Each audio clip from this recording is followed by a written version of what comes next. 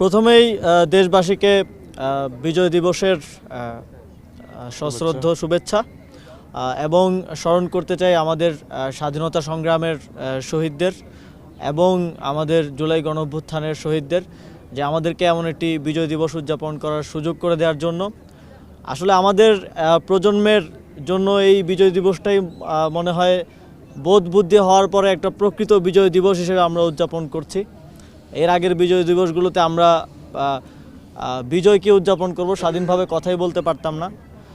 তো এটা এই জুলাই গণঅভ্যুত্থানের শহীদদের তাজা রক্তের বিনিময়ে আমরা পেয়েছি এবং অবশ্যই ৭১ একটি রাষ্ট্র হিসেবে আবির্ভূত হওয়ার জন্য আমাদের যেই শহীদরা জীবন দিয়েছেন তাদেরকে তারাও এই প্রাপ্তির সবচেয়ে বড় অংশীদার। সুতরাং ৭১ থেকে ২৪ এবং আমাদের এই স্বাধীনতা এবং মুক্তির যে সংগ্রাম, এই চলমান সংগ্রামে আমরা দেশবাসীকে সাথে নিয়ে একটা সুন্দর বাংলাদেশ গড়ার যেই প্রত্যয় তা সফল করতে চাই। এবং আজ বিজয় দিবস এই আমাদের এই যে নতুন বাংলাদেশ গড়ার যে স্বপ্ন, সেই স্বপ্ন গড়ার পথের একটা গুরুত্বপূর্ণ প্রেরণা হয়ে থাকবে।